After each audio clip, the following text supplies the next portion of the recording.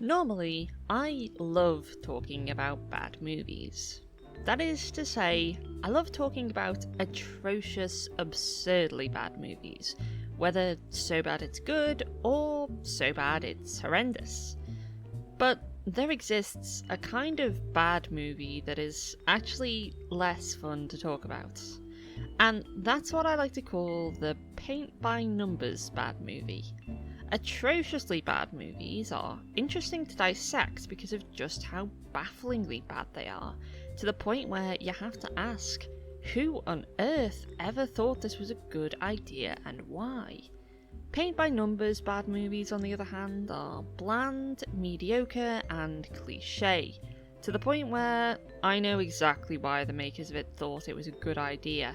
Because they didn't care about quality and just wanted to get people's attention and make them watch it while presenting a story in the laziest way possible. To explain further, imagine making a movie is like baking a cake. An atrociously bad movie would be the equivalent of stuffing a chocolate cake with garlic and onions, then baking it in the oven so long it catches fire, and then finally presenting a smoking, stinking mess for the guests. Sure, there's no way on earth they are ever going to enjoy it, but it'll at least make for a funny story to tell at parties. By contrast, a paint-by-numbers bad movie is the equivalent of not bothering to make your own cake, but instead driving to the nearest store, picking up a budget value brand cake for as cheap as possible, then leaving it out to go stale for a few days before finally presenting it to your guests. Not only will they be disappointed, but they aren't even going to remember it. Which brings me to the Emoji Movie. The Emoji Movie is like taking the bland, stale cake and drawing a raised middle finger on top of it in frosting. At first, you might think that this is going to be awful and insultingly bad, but when you cut into it, it's nothing more than bland, stale nothingness. But even if this is one of those paint-by-numbers bad movies I've ever seen, nonetheless, it's time to talk about it. What went wrong with the Emoji Movie? Right, first, we have to get two things out of the way. Yes, this is a terrible concept for a film, and yes, it's basically ripping off much better movies like the Lego Movie and Wreck-It Ralph. I think the Lego Movie is probably the best comparison. When that was first announced, my initial reaction was, how on earth is that going to work? But I was pleasantly surprised at just how creative and enjoyable it turned out to be. When the Emoji Movie was announced, I was similarly, if not more, skeptical. Sure, the Lego Movie had shown that you can take a silly concept of a basic children's toy and make a genuinely good movie out of it, but Lego has existed for decades, while emojis are effectively just a modern fad. So I wasn't exactly banking on it not being a dumb cash grab. And to the surprise of no one, yeah, it was a dumb cash grab. The Emoji Movie takes place inside a teenager's phone in a city called Textopolis, where emojis live and provide their services for texting. We follow Gene, a meh emoji who has been born with the ability to show more than one emotion. After he fails to display the correct emotion while the phone owner Alex is sending a text, Gene is threatened and chased out of the city by their leader, Smiler, who quite rightfully panics as his mistakes start convincing Alex to get a factory reset for his phone. Gene, just wanting to be normal, travels through the phone with his annoying comic relief sidekick and meets an emoji named Jailbreak, who is quite clearly a rip-off of Wildstyle from the Lego Movie, who claims she can help him by hacking into his code and changing him back to a meh.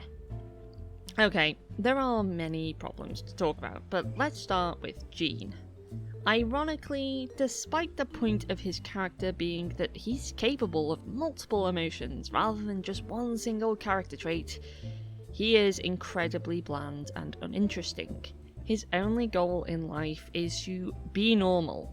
which, given this movie's theme is quite clearly to be yourself, that's obviously not going to happen. It says a lot that the emojis only capable of showing one emotion are more interesting than he is. Even if their personalities are intentionally one-dimensional, at least they have personalities. But a bigger problem than the bland main protagonist is that his story and journey simply do not make sense. We are expected to see him as an outcast who's been browbeaten into wanting to be normal. Except we hardly ever see anyone discriminating against him for his condition. I mean, the only reason he needs to be a meh is to help Alex text.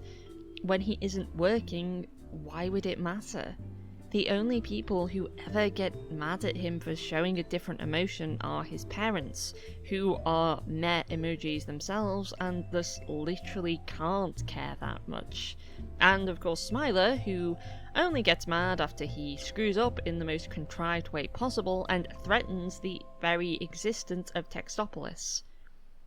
We're expected to see Smiler as a tyrannical villain, except she has every right to be mad at Gene when he screws up Alex's text and convinces him that the phone is glitched. Smiler's main motivation is basically that she doesn't want her city to be erased. That's not exactly tyrannical, that's understandable. And yeah, she is trying to kill Gene, which puts her in the wrong, but why does she even need to kill him? Why not just fire him?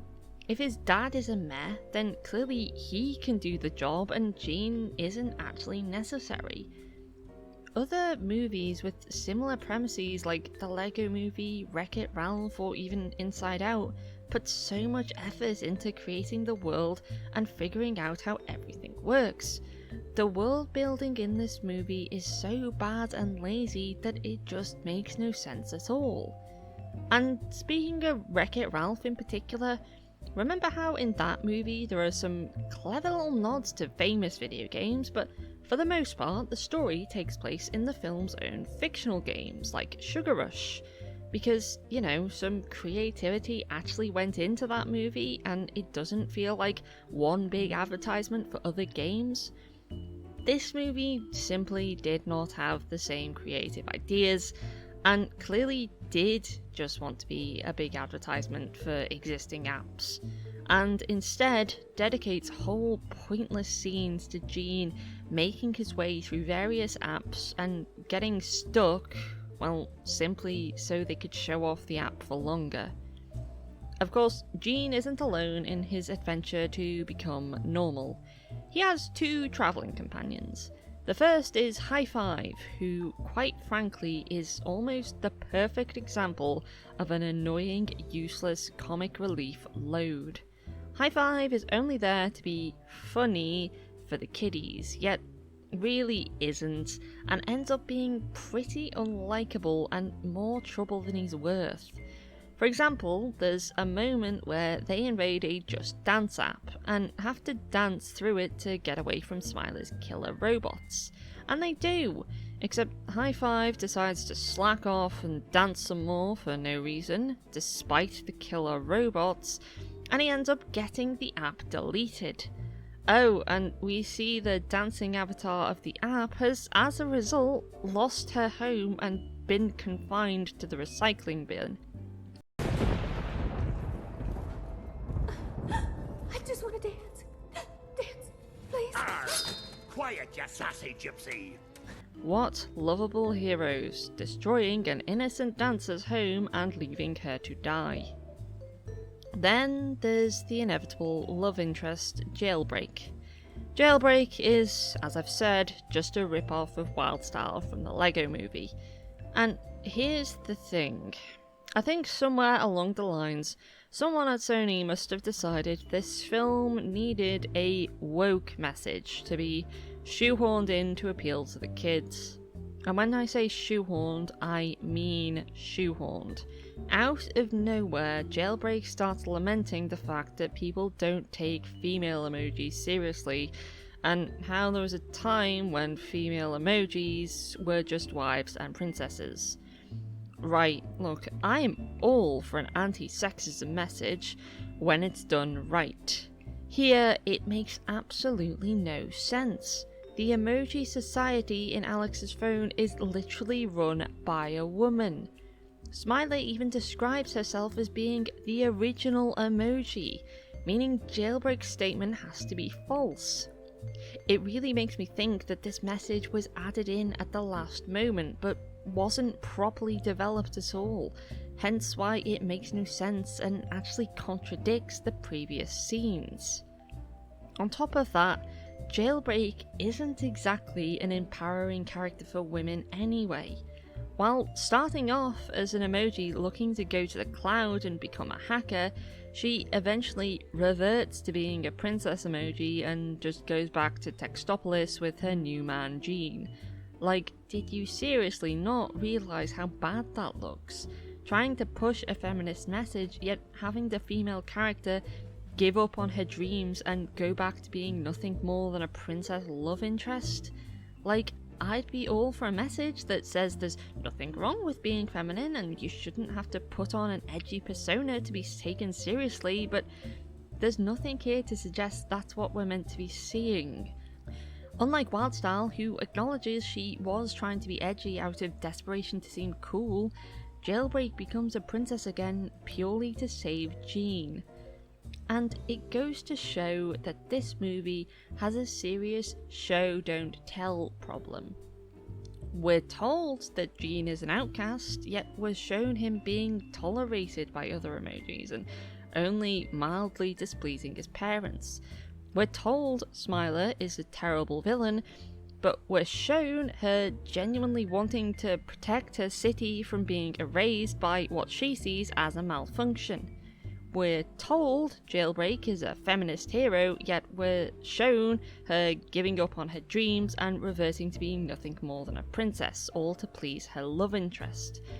And we're told High Five is funny and a good friend, and shown that he is about as funny as a dead kitten and a useless friend who hinders more than he helps.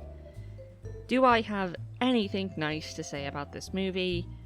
Well, admittedly the animation is pretty clean and at times quite nice to look at. I really feel bad for the animators. I imagine a lot of them worked really hard on this, yet all they ended up with is the ability to put the Emoji Movie on their resume.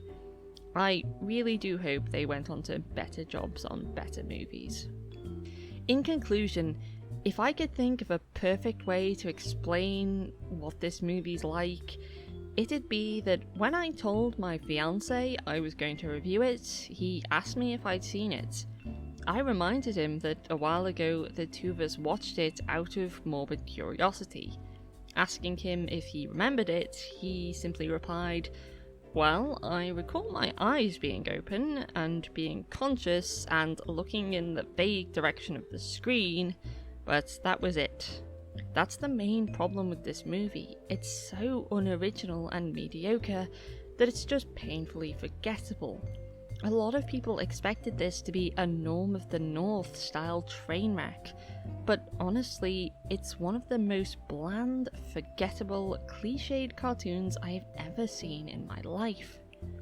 So, if that's what went wrong, how would I try to put it right? Well, admittedly, making a movie about emojis and not having it feel like a trashy cash grab would be difficult, but I'll try to put forward my 2 cents nonetheless. For starters, make the characters more interesting and show the audience who they are rather than just telling the audience who they are and showing something else. Have Jean actually be a societal outcast who clearly isn't liked by the other emojis, but who wants to be a successful emoji and actually believes his mutation could be put to good use. Have Smiler be an actual tyrant who forces every emoji to stick to their position or be threatened with deletion. Instead of having Jean screw up his job in the most contrived way possible, have an accident at the job lead to some emojis being out of action, but Jean steps in and saves the day by acting in their place. But rather than seeing him as a hero, Smiler sees him as a threat to her system. Smiler argues that every emoji has a role to play, and if they do it wrong, they'll be seen as a glitch and make Alex trust his phone less. Jean argues that this doesn't matter anymore because if an emoji wants to leave their position, he could just fill in for them, which makes Smiler see that he could potentially completely overthrow her leadership and her system, and so she chases him away with her killer robots. This way, Smiler is actually the villain, and Jean is wholly sympathetic for wanting to help the other emojis who may not want to be forced into positions. I'd say, to handle Jailbreak's character better, have her first appear in the texting facility place as a princess. But after hearing Jean's argument about how emojis should be able to express themselves however they want, she decides to run away with him, and reveals how she has always secretly wanted to be a hacker emoji, and thus she can try to hack into apps to help him hide from Smiler. Rather than Jean and co recklessly endangering the various apps, make it clear that it's Smiler and her robots who's causing their destruction as she pursues Jean, and actually put some creativity into fictional apps, like how Wreck-It Ralph made its own fictional video games. The original movie ends with Alex stopping the factory reset just because Jean sends an animated emoji to the girls he likes, and that's pretty underwhelming. I'd say in this version, flesh out Alex's character a bit more by showing he's really shy and anxious and bad at talking to people in person. Jean can see him through the apps and realises how he's struggling to express himself too, actually building a connection between the two. And also, as Smiler is causing destruction, Jean hears that Alex is considering getting a new phone. Then have Jean try to change his mind by properly helping him out throughout, rather than just once at the end. Maybe have Jailbreak hack into a Siri-like app and have Jean pretend to be the virtual assistant and start to give Alex advice on how to talk to the girl he likes, and have him rewrite some of Alex's text and just pass that off as autocorrect. Then, as it looks like Alex is about to get a new phone and the emojis are all doomed, he then runs into the girl he likes in the store and, thanks to all of Jean's advice, has the courage to ask her out and decides against buying a new phone because he'd rather use the money to treat her to a nice date. And now he sees that phones aren't that important in his life. Actually have a clear message that texting and using your phone can be helpful to people who aren't confident speaking in real life, but at the same time, it is good to learn how to properly socialise without one. I'm not saying this would be perfect or even brilliant, given it's still a movie about talking emojis, but at least it would make more sense and hopefully provide a more likeable protagonist and a villain you can actually root against. To be honest, I'm not sure if you could legitimately take this concept and make a good movie out of it, but I feel it could have been a lot better, and it could have been a lot worse. As I've made clear, I actually kind of think a worse movie would have been more entertaining.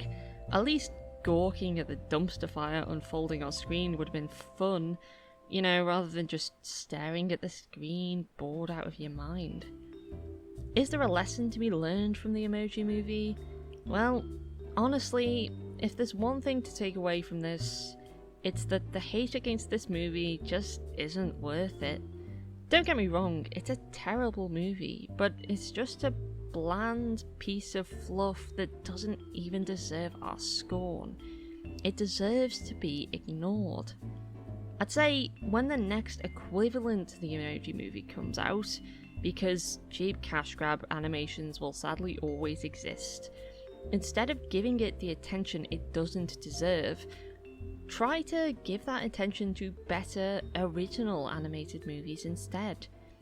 It's better to support the ones that deserve our attention rather than lash out at those that don't. don't give the publicity to the latter when the former needs it more. And that, my friends, is exactly what went wrong.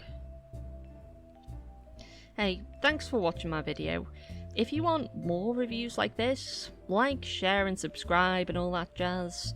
If you're part of the extreme minority that wants to defend the Emoji Movie, then I'm very interested to hear what you have to say in the comments. Or if you think I was too soft or didn't touch upon something you found annoying about the movie, feel free to talk about that too. If there's a movie you want me to review next, then be sure to let me know down there, and I hope you'll all stick around in the future. Goodbye!